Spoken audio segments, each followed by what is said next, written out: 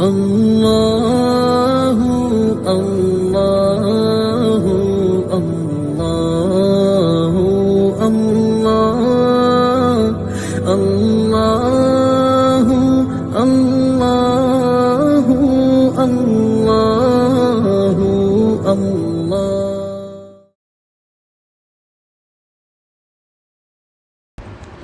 نحمده ونصلي على رسوله الكريم اما بعد فاعوذ بالله من الشیطان الرجیم بسم اللہ الرحمن الرحیم۔ شروع کرتا ہوں اللہ کے نام سے جو بڑا مہربان نہایت رحم والا ہے۔ الحمدللہ رب العالمین، تمام تعریفیں اس اللہ کے لیے لائق ہیں جو سارے جہانوں کا پالنہار ہے۔ الرحمن الرحیم، جو نہایت رحم کرنے والا اور کرم کرنے والا ہے۔ مالک یوم الدین، یوم جزا کا مالک ہے۔ ایاک نعبد و ایاک نستعین، اے اللہ ہم تیری ہی عبادت کرتے ہیں، تجھی سے مدد مانگتے ہیں۔ اہدنا الصراط المستقیم، اے اللہ ہمیں سیدھی راہ پر چلا۔ صراط الذین انعمت علیہم، ان لوگوں کے راستے پر جن پر تیرا انعام نازل ہوا۔ غیر المغضوب علیہم ولا الضالین، نہ ان لوگوں کے راستے پر جن پر تیرا غضب نازل ہوا اور نہ ہی گمراہ لوگوں کے راستے پر۔ الحمدللہ، تفسیر کا سلسلہ ہماری اس مسجد میں جاری ہے۔ یہ ہمارے لیے بڑی خیر کی بات ہے کہ ہفتے میں ایک مرتبہ اللہ کے کلام کو سننے کے لیے اس کے اپنے گھر میں اللہ تبارک و تعالی تھوڑی دیر بٹھا رہے ہیں۔ یہ اللہ کا بڑا احسان ہے۔ ہر ہفتہ سورہ فاتحہ کا ترجمہ اس لیے کیا جا رہا ہے تاکہ جو سورت روزانہ 3 نمازوں میں بآواز بلند سنی جاتی ہے اس کا معنی ہمیں سمجھ میں آ جائے اور معلوم ہو جائے۔ جب بھی امام صاحب اس سورت کو پڑھیں یا ہم تنہائی میں نماز میں اس سورت کو پڑھیں تو اس کا معنی ہمیں آسانی سے سمجھ میں آ جائے، اس لیے ہر ہفتہ سورہ فاتحہ کا ترجمہ کیا جا رہا ہے۔ اب رہی بات گزشتہ وارم آخر میں اعوذ باللہ من الشیطان الرجیم کے سلسلے میں بات چل رہی تھی۔ پہلی بات یہ ہوئی کہ اعوذ باللہ من الشیطان الرجیم کیوں پڑھنا چاہیے، اس کی وجہ کیا ہے۔ دوسرا یہ بتلایا گیا کہ اعوذ باللہ من الشیطان الرجیم کا حکم کیا ہے، پھر اعوذ باللہ من الشیطان الرجیم کے مسائل کیا ہیں۔ یہ تھوڑی چیزیں مجمل طریقے پر ہمارے سامنے آئیں۔ سب سے پہلی بھی بات یہ بتلائی گئی کہ اعوذ باللہ اس لیے پڑھا جاتا ہے فَإِذَا قَرَأْتَ الْقُرْآنَ فَاسْتَعِذْ بِاللَّهِ، جب تم قرآن پڑھو تو اعوذ باللہ من الشیطان الرجیم پڑھو۔ یہ اللہ کا حکم ہے۔ سب سے پہلے ہم اس لیے پڑھتے ہیں کہ یہ اللہ کا حکم ہے۔ جب بھی ہم قرآن پڑھیں گے تو اعوذ باللہ من الشیطان الرجیم کو پڑھنا مسنون ہے، بلکہ مستحب ہے، چاہے وہ نماز میں بھی کیوں نہ ہو۔ شروع میں یعنی درمیان میں قرآن بند کر دیے پھر کھولے، پھر اسی بیٹھک میں پھر کھولے تو پھر دوبارہ پڑھنے کی ضرورت نہیں۔ جب قرآن شریف کو شروع کیا جا رہا ہو، چاہے نماز میں شروع کیا جائے یا نماز کے باہر شروع کیا جائے، تمام صورتوں تمام وقت میں اعوذ باللہ من الشیطان الرجیم پڑھنا یہ مسنون ہے۔ امام مالک رحمۃ اللہ علیہ کے نزدیک اعوذ باللہ من الشیطان الرجیم شروع میں بھی پڑھنا اور آخر میں بھی پڑھنا، تاکہ دونوں طرف سے انسان اللہ کی پناہ میں آ جائے۔ اس لیے ہم کیا کرتے ہیں، قرآن شریف کو یہ اعوذ باللہ من الشیطان الرجیم پڑھتے ہیں۔ دوسری جو وجہ ہے اعوذ باللہ من الشیطان الرجیم پڑھنے کی وجہ، صحابہ کرام کا اس پر پابند ہونا۔ صحابہ کرام کا اس پر پابند ہونا یہ ہمارے لیے بہت بڑی دلیل ہے۔ ہمارے اس مذہب میں امت محمدیہ صلی اللہ علیہ وسلم میں صحابہ کرام کے اقوال، صحابہ کرام کے آثار، وہ ساری کے سارے ہمارے لیے دلیل ہیں۔ ذرا برابر بھی اللہ کے نبی فرماتے ہیں اصحابک النجوم بأیہم اقتدیتم اہتدیتم، میرے ایک ایک صحابی ستارے کے مانند ہیں، جس کی بھی کیا کرو گے تم اتباع کرو گے راہیاب ہو جاؤ گے۔ اس لیے کبھی بھی صحابہ کرام کے سلسلے میں زبان درازی کرنا یا صحابہ کرام کے عزت کے سلسلے میں، ان کے احترام کے سلسلے میں کچھ الفاظ کہنا یا ان کے درمیان میں جو چھوٹی موٹی باتیں ہو چکی ہیں اس سلسلے میں ہمیں قصہ گوئی کی طرح قصہ بیان کرنا، یہ سراسر غلط ہے۔ اس سے ہماری ایمان کی حفاظت نہیں رہتی۔ صحابہ کرام اسلام کے بہت اہم بنیاد ہیں۔ کسی بھی ایک صحابی کے بارے میں بھی چاہے ان کی زندگی میں کوئی بھول ہو گئی ہو، کوئی خطا ہو گئی ہو، اس خطا کی وجہ سے ان کے سلسلے میں ذرا برابر بھی اگر دل میں تصور بھی کر لے گا تو ہمارے ایمان کی کوئی گارنٹی نہیں۔ صحابہ کرام اتنے مقام، اب اس لیے کہتا ہوں، پہلے ہی بتلا دیا تھا کہ صرف تفسیر نہیں ہوگی بلکہ تفسیر کے ساتھ کچھ اصلاحی باتیں بھی ہمارے سامنے آ جائیں گی تاکہ ہمیں بہت ساری چیزیں معلوم ہو جائیں۔ اب یہ کہہ رہا تھا کہ صحابہ کرام کے سلسلے میں ہمارا عقیدہ صاف ہو، پاک ہو۔ کسی بھی صحابی، ایک بزرگ کا واقعہ تھا، صحابہ اگر نہ ہوتے تو ہم آج مسلمان کہنے کی بھی لائق نہیں رہتے، بلکہ مسلمان ہی نہیں رہتے۔ ان کی قربانیاں، ایک بزرگ عجیب واقعہ لکھتے ہیں، میں خواب میں دیکھا، میرا ارادہ یہ تھا کہ میں ہمیشہ یہ سوچتا تھا اگر ہم بھی نبی کے زمانے میں پیدا ہوتے تو ہم بھی اپنی جانیں قربان کر دیتے، ہم بھی اپنی ساری چیزیں صحابہ کی طرح ہم کیا کر دیتے، قربانی دے دیتے۔ چونکہ ہم نبی کے زمانے میں پیدا نہیں ہوئے اس لیے ہم نہیں کر رہے ہیں، ورنہ صحابہ ہمارے سے کیا بھی بڑے نہیں، یہ ایک سوچ۔ دوسرا یہ سوچ رہے تھے کہ ہم بھی کیا کر رہے ہیں، عبادت کر رہے ہیں، ہم بھی اللہ کے نبی سے محبت کر رہے ہیں، جیسے صحابہ محبت کر رہے ہیں، جیسے صحابہ اللہ کے نبی کے ساتھ عشق بتلا رہے ہیں، جتا رہے ہیں، ویسا ہم بھی اللہ کے نبی صلی اللہ علیہ وسلم سے محبت کر رہے ہیں۔ ہمیشہ ان کی زبان میں، بہت بڑے اللہ والے، لیکن ان کی زبان میں یہ تھا، صحابہ کے مقام کو گھٹانا مقصد نہیں تھا بلکہ یہ بتلانا مقصد تھا کہ میں کسی بھی حال سے صحابہ کی طرح اللہ کے نبی سے محبت کرتا ہوں، صحابہ کی طرح اللہ کے نبی سے میرے دل میں بھی عشق ہے، یہ ہمیشہ ان کے ذہن میں رہتا تھا۔ اچانک ایک دن سو گئے، بتلایا جا رہا ہے کہ مسجد نبوی میں ان کو نیند آ گئی، وہاں سو رہے تھے، یہ خواب دیکھتے، خواب میں یہ نظر آتا ان کو کہ ایک سفر میں جا رہے ہیں، اللہ کے نبی صلی اللہ علیہ وسلم بیٹھے ہوئے ہیں بازو میں، اور یہ آ کر کسی سیارے میں، کسی کیا یوں سمجھو کہ ہماری زبان میں کسی کار میں ڈرائیونگ کر رہے ہیں، اللہ کے نبی صلی اللہ علیہ وسلم بازو میں بیٹھے ہوئے ہیں، اور وہ گاڑی جس گاڑی پر وہ جا رہے ہیں اوپر کی طرف چڑھ رہی ہے۔ اچانک گاڑی کا کیا ہو گیا، پہیہ خراب ہو گیا تو گاڑی پیچھے کی طرف آنے لگی، تو یہ بزرگ خوف کھا گئے، اور پیچھے میں دو صحابہ کرام رضوان اللہ تعالی علیہم اجمعین بیٹھے ہوئے ہیں۔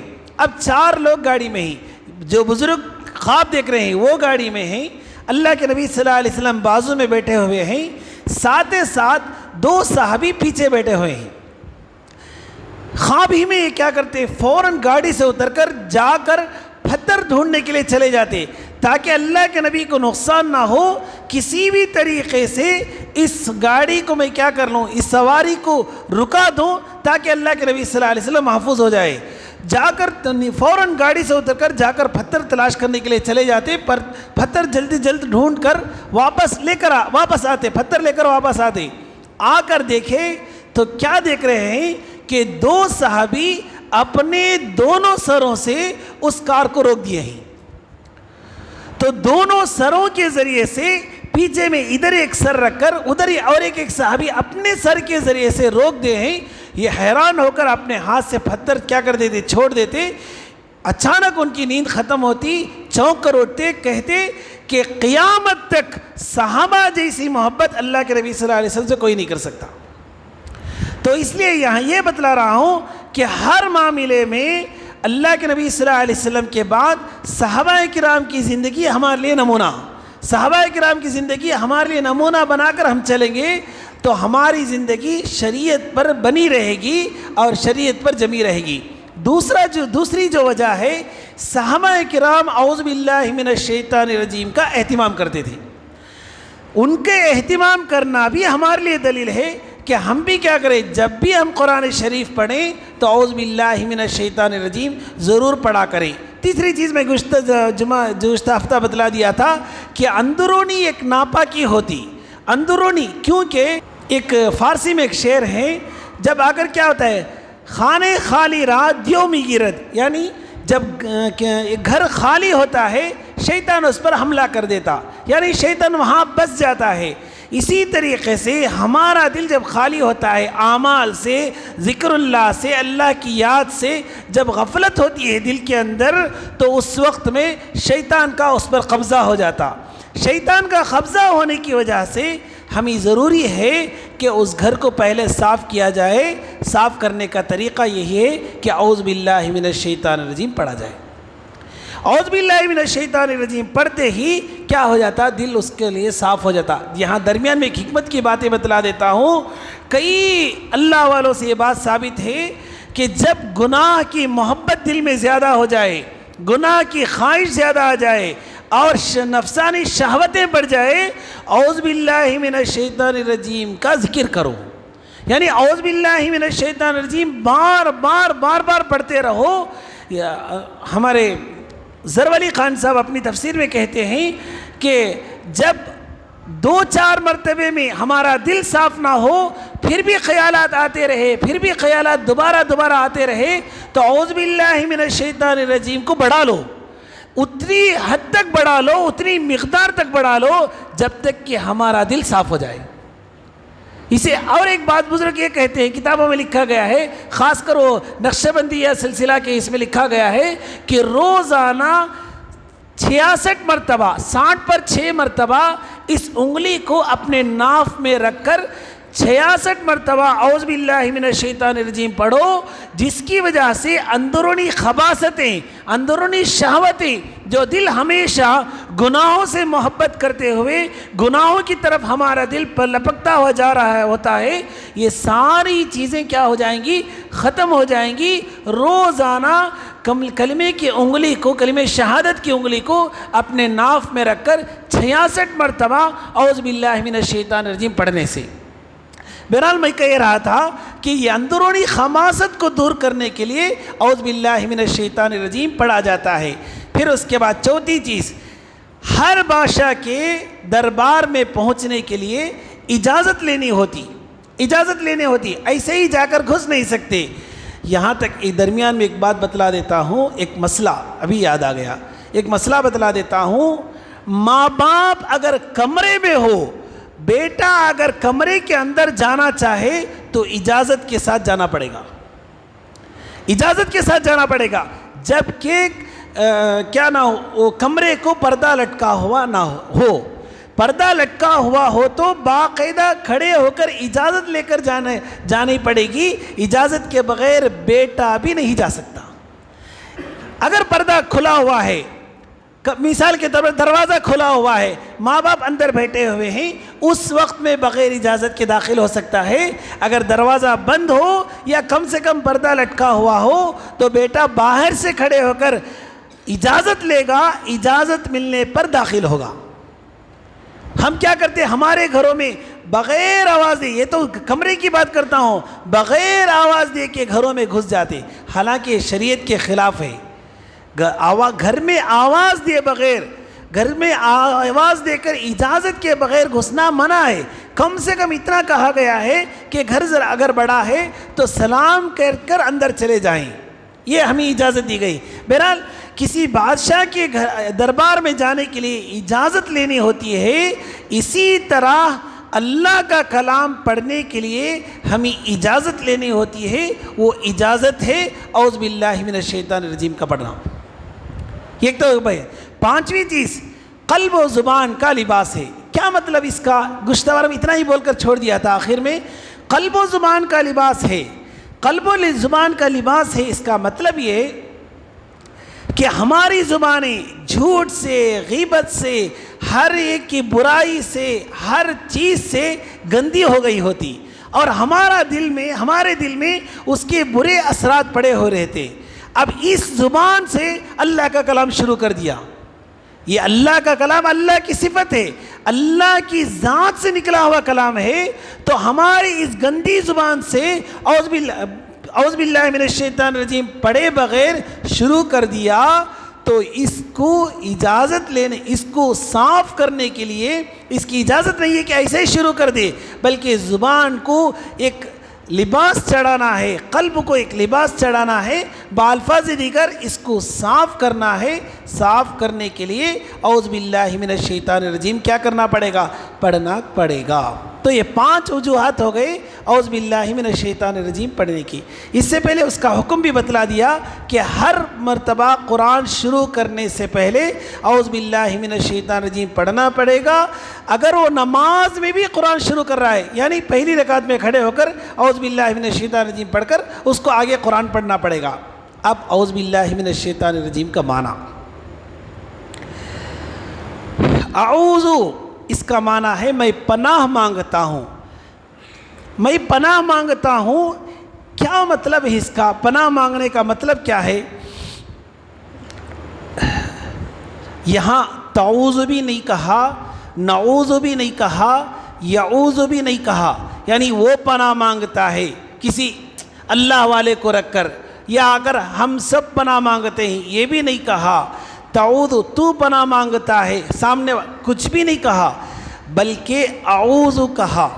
مفسرین اکرام لکھتے ہیں چاہے کتنا بھی بڑا گنہگار کیوں نہ ہو بندہ، کتنا بھی بڑا اپنی زندگی گناہوں میں گزارا کیوں نہ ہو، اعوذ میں اس بات کی دلیل ہے کتنا بڑا گنہگار بھی اگر اللہ کا نام لے اللہ تبارک و تعالیٰ اس کو سنتے ہیں۔ کسی کو ذریعہ بنانے کی ضرورت نہیں اللہ کو سنانے کے لیے، اسی لیے یہاں متکلم کا صیغہ، یعنی میں اللہ کی پناہ میں جاتا ہوں، میں اللہ کی پناہ مانگتا ہوں۔ اس میں یہ حکم دیا گیا ہے کہ بندہ کتنا بھی دور ہو جائے خدا اس سے دور نہیں ہوتا، خدا اس سے دور نہیں ہوتے۔ اس میں یہ اشارہ ہے اعوذ میں۔ پھر اس کے بعد باللہ، یہ باللہ کا لفظ اس میں یہ بتلایا جا رہا ہے کہ میں اتنی طاقتور نہیں ہوں، اتنی طاقت والا نہیں ہوں، میرے اندر اتنی طاقت نہیں ہے کہ میں کسی دشمن سے مقابلہ کر سکوں، اس لیے میں اللہ کو درمیان میں لے کر آتا ہوں، اللہ کے پناہ میں چلے جاتا ہوں تاکہ میں دشمن سے بچ سکوں۔ اب یہ تو بسم باللہ کا معنی ہو گیا۔ باللہ کا معنی یہ ہے کہ چاہے کتنا بھی بڑا متقی پرہیزگار ہو، چاہے کتنا بھی بڑا اللہ والا ہو، لیکن اللہ کی پناہ میں اس کو جانا پڑے گا، اللہ کی پناہ میں جانا پڑے گا۔ اللہ کی پناہ میں جائے بغیر وہ بچ نہیں سکتا شیطان کے حملے سے۔ کسے نہیں چھوڑا شیطان؟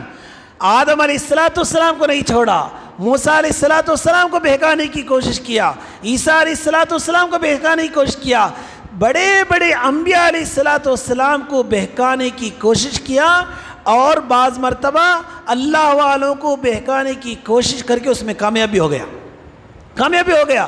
ہاں بعض اللہ والے کیا ہو گئے، جیسے عبد القادر جیلانی رحمۃ اللہ علیہ کا مشہور واقعہ ہے کہ اچانک رات میں جنگل میں عبادت کر رہے تھے، سارا جنگل اندھیرا ہو گیا، ایک روشنی آئی، روشنی سے آواز آئی، اے عبد القادر جیلانی آج سے تیرے کیا ہے، تیرے لیے تیری عبادت تجھے معاف ہے، اور تیرے لیے آج سے ہر حرام چیز حلال ہے۔ فوراً چوک گئے، معلوم کر لیے کہ یہ شیطان ہے، فوراً کہنے لگے تو شیطان ہے، تو مردود ہے، تو یہاں سے چلا جا۔ جو چیز اب یہ کہنے کے بعد وہ جاتے جاتے یہ کہہ کر گیا کہ میں کئی لوگوں کو بہکانے کی کوشش کیا، کئی لوگ بہک گئے، لیکن تو مجھ سے بچ گیا، تیری عبادت کی وجہ سے تو بچ گیا۔ تو فوراً کہنے لگے کہ میری عبادت سے نہیں بچا، میں اللہ کی پناہ کی وجہ سے بچ گیا۔ یعنی اس کی چال یہی ہوتی ہے کسی بھی طریقے سے۔ ایک مسئلہ، ایک آدمی نماز پڑھ رہا ہے اور دو تین آدمی آ گئے، آتے ہی اس کے دل میں کبھی بات ہوتی ہے کہ کہیں ایسا نہ ہو کہ میری عبادت پہ یہ اس کو آ کر کیا ہو، ریاکاری ظاہر ہو جائے اور یہ آدمی سمجھنے لگے کہ میں بہت بڑا عبادت گزار ہوں. یہ سوچ کر آدمی نماز کو کبھی کم کر لیتے. اکیلے میں پڑھ لیں گے، اس کے سامنے پڑھنے کی ضرورت نہیں، بعد میں چھیڑے گا. یہ بھی شیطان کا حملہ ہے. بزرگان دین فرماتے ہیں اگر ایسا خیال آ جائے، اگر آدھے گھنٹے کی نماز کی نیت کیے ہوں، فوراً 1 گھنٹے کی نماز کی نیت کرنا پڑے گا، اور اس سے زیادہ جتنی عبادت کا ارادہ کیے ہوئے تھے اس سے زیادہ عبادت کرنی پڑے گی. یہ بھی شیطان کا حملہ ہے، یہ بھی شیطان کا حملہ ہے. بعد میں عبد القادر جیلانی رحمۃ اللہ علیہ سے پوچھا گیا آپ کو کیسے معلوم ہو گیا شیطان ہے؟ تو انہوں نے کہا جو چیز اللہ نے اپنے نبی کے لیے حرام نہیں کی، جو چیز اللہ نے جو حرام کر دی تھی وہ حرام ہی رہی، اس کو حلال نہیں کی، مجھ جیسے آدمی کے لیے کیسے حلال کر سکتے ہیں؟ بہرحال یہ کہہ رہا تھا شیطان کے حملے سے کوئی بچ نہیں سکتا، اس لیے اعوذ کے بعد بسم اللہ باللہ کا لفظ لگایا ہوا ہے کہ اللہ کی پناہ لینا ہمیں ضروری ہے. ایک لطیفہ یاد آ گیا، حضرت عمر رضی اللہ تعالیٰ عنہ کے بارے میں آتا، جس راستے سے حضرت عمر رضی اللہ تعالیٰ عنہ جاتے اس راستے سے شیطان نہیں جاتا. یہ مشہور واقعہ ہے، لیکن اس کی وجہ ایک ہے. اس کی وجہ اس کے بعد، اس وجہ کے بعد ایسا ہوا کہ حضرت عمر رضی اللہ تعالیٰ عنہ جس راستے سے جاتے تھے اس راستے سے شیطان نہیں جاتا. اس زمانے میں صحابہ کرام کے بعد صحابہ کرام میں سے بعض صحابہ کرام کو شیطان نظر آ جاتا تھا، بات بھی ہوتی تھی. ایک مرتبہ عصر کی نماز کے لیے حضرت عمر رضی اللہ تعالیٰ عنہ جا رہے ہیں، اس وقت میں شیطان آ گیا، آخری وقت تھا. آ کر کہنے لگا عمر تم سے ایک سوال کرنی ہے. تو کہنے لگے میں نماز کو جا رہا ہوں، جو بھی سوال کرنا ہے نماز کے بعد سوال کر لینا. تو شیطان کہنے لگا نہیں ابھی سوال کرنا ہے، تو مجھ سے ڈر رہا ہے، تو جواب نہیں دے سکتا، تو مجھ سے ڈر رہا ہے. تو حضرت عمر رضی اللہ عنہ نے فرمایا کہ میں ڈرتا نہیں ہوں، لیکن میری نماز فوت ہو جائے گی، اس لیے میں جانا چاہتا ہوں، جو بھی تجھے سوال کرنا ہے نماز کے بعد تو سوال کر لے. تو شیطان کہنے لگا میرے ایک سوال کا جواب دے کر چلے جائیں، ورنہ یہ مان لیں کہ آپ مجھ سے ڈر رہے ہیں، میرا سوال کا جواب نہیں دے سکتے. تو اس نے سوال کیا، اس ارادے سے سوال کیا کہ ان کو جواب دیتے دیتے وقت ہو جائے گا اور جماعت فوت ہو جائے گی. اس کا سوال یہ تھا کہ کون سا جانور انڈے دیتا ہے اور کون سا جانور بچے کو جنم دیتا ہے. ایک عجیب سوال. اب وہ یہ سوچ کر سوال کیا کہ کسی بھی طریقے سے ان کی نماز کی جو جماعت ہے اس جماعت کو ختم کر دی جائے. تو حضرت عمر رضی اللہ عنہ ان کا جواب یہ تھا جن جن جانوروں کا کان باہر ہے وہ سارے جانور بچے دیتے ہیں، اور جن جن جانوروں کا کان اندر ہے وہ سارے کے سارے انڈے دیتے ہیں. یہ واقعے کو لے کر دیکھو عجیب بات، ایک ہی جواب میں. اب وہ سوچ میں پڑ گیا، حساب کرنے لگا کہ کون سا جانور کو باہر کان ہے، کون سے جانور کو کیا ہے اندر کان ہے، کون سا جانور بچے کو جنم دیتا ہے، اور کون سا جانور انڈے دیتا ہے. اب اس میں شیطان شک میں پڑ گیا. دیکھا تو سارے کے سارے ویسے ہی نکلے جیسے حضرت عمر رضی اللہ عنہ کی زبان سے نکلا. تو مفسرین اکرام لکھتے ہیں حضرت عمر کی زبان سے اللہ بات کرتے ہیں، خدا نہ خواستہ ایسا نہ بھی ہو، لیکن حضرت عمر کی زبان پکی تھی اور سچی تھی، سارے جانوروں کو اللہ تبارک و تعالیٰ ایسے ہی بنا دیتے.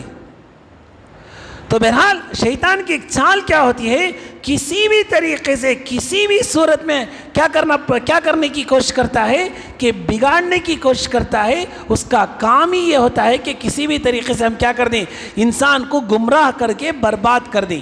تیسرا لفظ اعوذ لفظ ہو گیا، دوسرا لفظ باللہ، وہ بھی مطلب معلوم ہو گیا کہ کیسا بھی بڑا متقی کیوں نہ ہو اللہ کی پناہ میں آنی پڑے گی.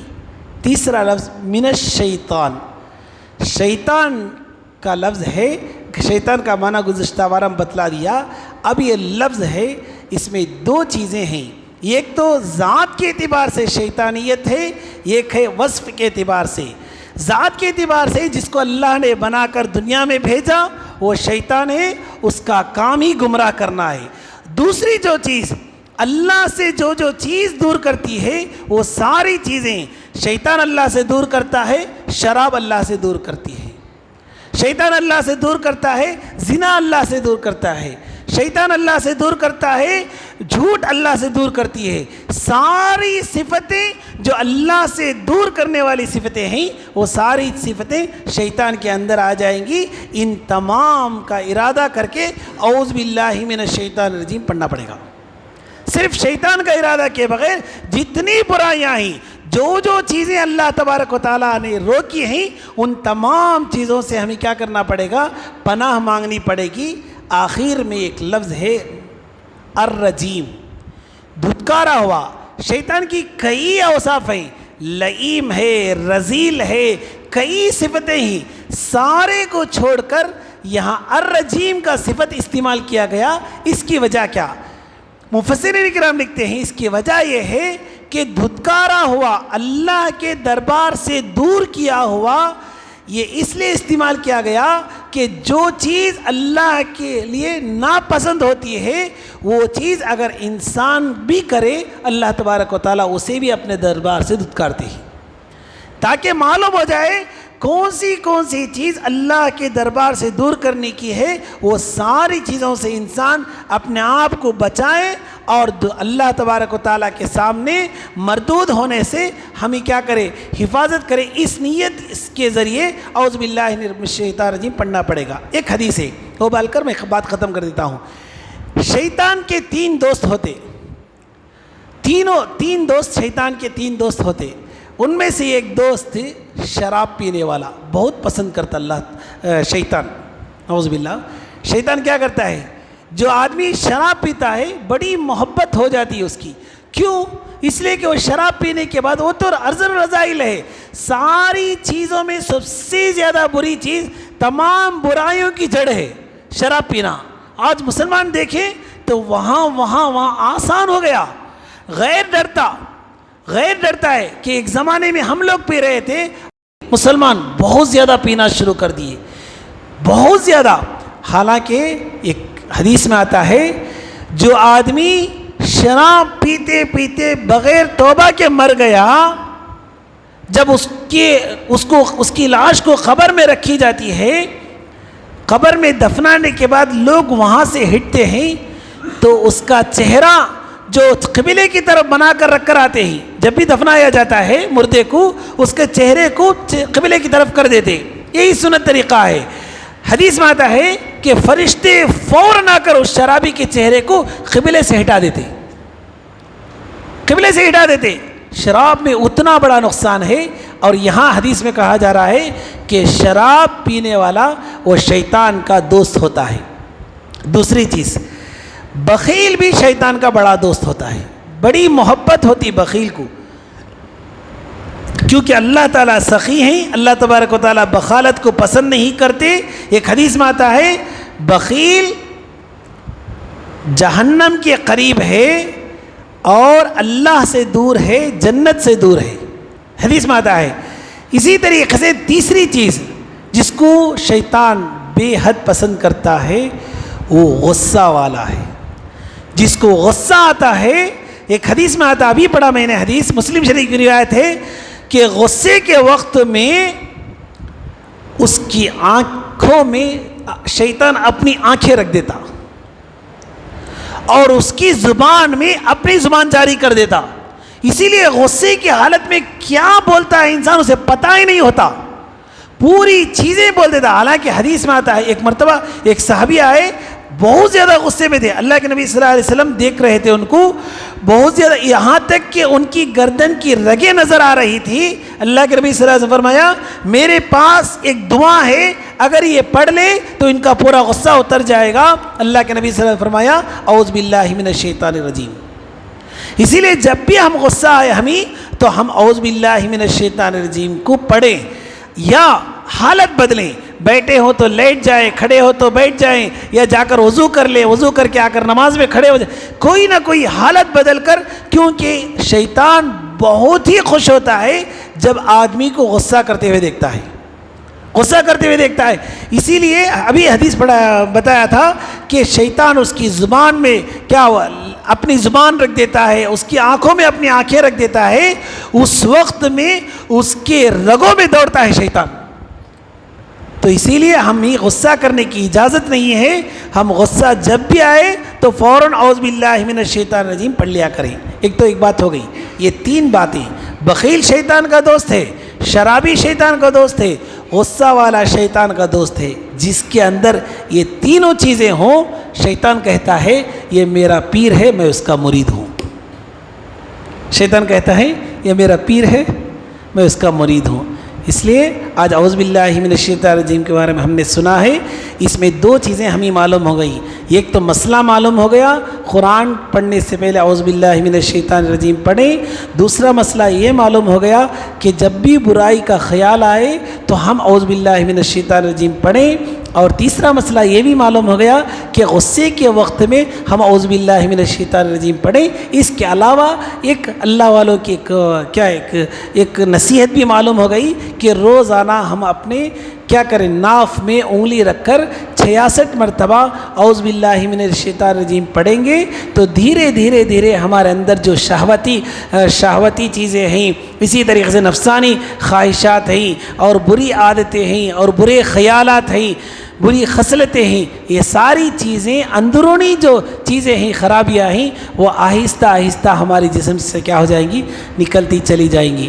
بس اللہ سے دعا کیجیے کہ اللہ تبارک و تعالی ہمیں کہنے اور سننے زیادہ عمل کی توفیق عطا فرمائے.